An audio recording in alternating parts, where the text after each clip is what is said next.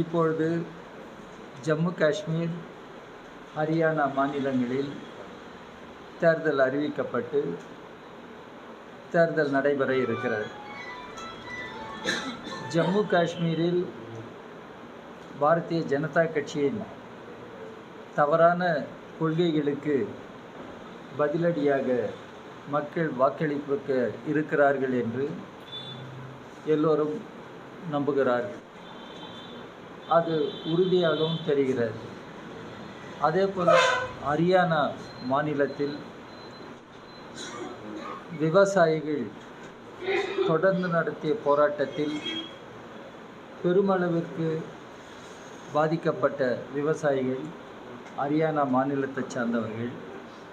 அந்த ஹரியானா மாநிலத்திலும் பாரதிய ஜனதா கட்சி தோல்வி அடையும் என்று இன்றைக்கு அரசியல் நோக்கர்கள் குறிப்பிடுகிறார்கள். இது அமைந்திருக்கிற தேர்தல் ஆணையம் ஆட்சி பொறுப்பிருக்கிற திரு மோடி அவர்களுக்கும் அவர் சார்ந்த பாரதிய ஜனதா கட்சிக்கும் ஏதுவாக செயல்படுவதாக பல குற்றச்சாட்டுகள் எழுந்திருக்கின்றன. தேர்தல் ஆணையம் எப்படி செயல்பட்டாலும் மக்கள் தீர்ப்பு பாரதிய ஜனதா கட்சிக்கு எதிராக அமைய இருக்கிறது என்பதை நாம் இன்றைக்கு குறிப்பிட வேண்டும். மக்கள் தீர்ப்பு ஆட்சி பொறுப்புக்கு வந்த திரு மோடி, இந்திய நாடு இன்றைக்கு உலகத்தின் 5 பெரிய பொருளாதாரங்களில் ஒன்றாக இருக்கிறது. One of the 5 largest economies India இருக்கிறது. இதனை 3 பெரிய பொருளாதாரங்களில் ஒன்றாக, ஒன் ஆஃப் தி 3 லார்ஜஸ்ட் எக்கானமியாக மாற்றப் போகிறேன் என்று மாற்றட்டி கொள்ளுகிறார். ஆனால் நிலைமை எப்படி இருக்கிறது என்பதை பார்க்க வேண்டும். நம்முடைய ஒன்றிய அரசு பின்பற்றுகிற பொருளாதார கொள்கைகள் மக்கள் நலம் சார்ந்த பொருளாதார கொள்கைகளாக இல்லை. அதற்கு மாறாக கார்ப்பரேட் நிறுவனங்கள் பெரும் தொழிலதிபர்களுக்கு சாதகமான கொள்கைகளை தான் மோடி அரசு பின்பற்றி வருகிறது. இந்தியாவில் வேலையில்லா திண்டாட்டம் முன் எப்பொழுதும் இல்லாத அளவிற்கு பெருகி வருகிறது. இது குறித்து நாடாளுமன்ற விவாதத்தில் கூட மோடி அரசால் சரியான பதிலை சொல்ல முடியவில்லை. மோடி முதன்முறை பொறுப்புக்கு வந்தபொழுது ஆண்டுக்கு 2 கோடி வேலை என்று பேசினார். இப்பொழுது 10 ஆண்டுகள் முடிந்து 3வது முறை ஆட்சிக்கு வந்திருக்கிறார். 20 கோடி வேலைகள் இந்நேரம் உருவாக்கப்பட்டிருக்க வேண்டும். எங்கே அந்த வேலைகள்? இதான் இளைஞர்கள் கேட்கிறார்கள். அது மட்டுமல்ல, விவசாயிகளை பொறுத்தவரை விவசாயிகளுடைய வருமானம் 2 மடங்காக இன்றைக்கு உயர்த்தப்படும். அதற்கான கொள்கைகளை செயல்படுத்துவேன் என்று மார்த்தட்டி கொண்டவர் திரு மோடி. ஆனால் இன்றைக்கு விவசாயிகள் கடன் தொல்லைக்கு ஆளாகி பல மாநிலங்களில் தற்கொலை செய்து கொள்கிற அவலம் நடைபெறுகிறது. விவசாயிகள் தங்கள் உற்பத்தி செய்கிற பொருட்களுக்கு குறைந்தபட்ச ஆதார விலை, மினிமம் சப்போர்ட் பிரைஸ் வேண்டும் என்று போராடி கொண்டிருக்கிறார்கள். அதற்கும் ஒன்றிய அரசிடமிருந்து எந்த பதிலும் இல்லை. அதற்கு மாறாக என்ன நடைபெறுகிறது என்று சொன்னால், விலைவாசி உயர்ந்து வருகிறது.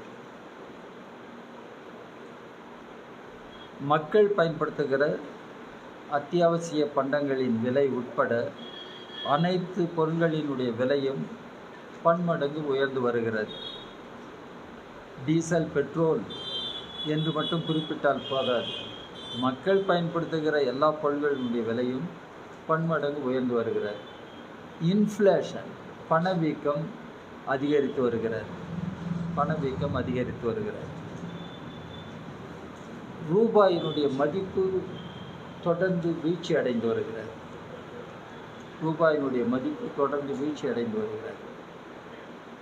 ஒரு நாட்டினுடைய பண மதிப்பு என்பது அந்த நாட்டினுடைய பெருமையை குறிப்பிடுவது என்று ஒரு முறை பேசியவர் மோடி.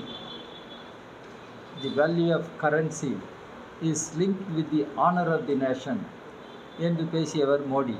ஆனால் இன்றைக்கு ரூபாயினுடைய மதிப்பு வீழ்ச்சி அடைகிறது. நாடு அந்நிய கடனை அதிகமாக பெறுகிறது.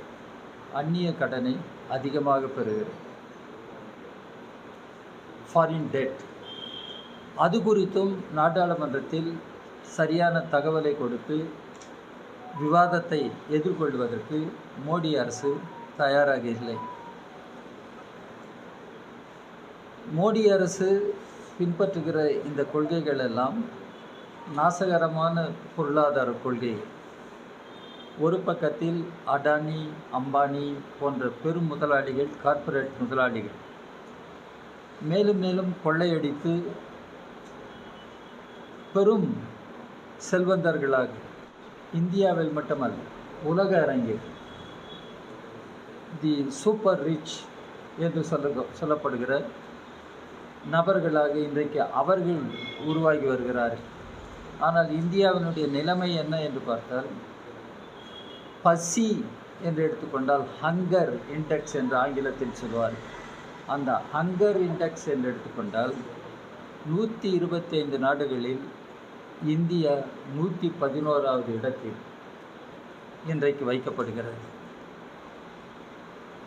இந்திய நாட்டினுடைய பொருளாதாரம், மக்களுடைய வாழ்வாதாரம் எப்படி இருக்கிறது என்பதை இது எடுத்து காட்டுகிறது.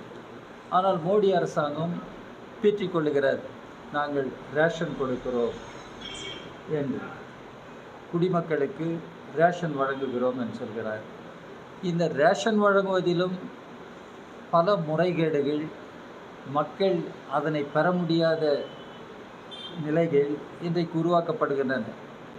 உங்களுக்கெல்லாம் தெரியும், ரேஷன் கார்டு இன்றைக்கு வழங்கப்படுகிறது. திடீரென்று ஒன்றிய அரசு ஒரு உத்தரவு போட்டிருக்கிறார்.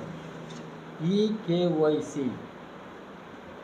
ரேஷன் கார்டை புதுப்பிக்க வேண்டுமானால் electronic no your customer EKYC அதனை அவர்கள் பெற வேண்டும். செப்டம்பர் 30க்குள் அதனை பெற வேண்டும்.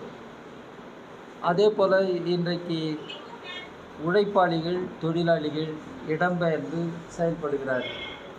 அவர்களுக்கு ரேஷன் கார்டு பெற வேண்டுமானால் அவர்கள் சொந்த இடத்திற்கு போக வேண்டும், அங்கு KYC தர வேண்டும் என்று பல நெருக்கடிகள். இதனை இந்திய கம்யூனிஸ்ட் கட்சி வன்மையாக கண்டனம் செய்திருக்கிறார்.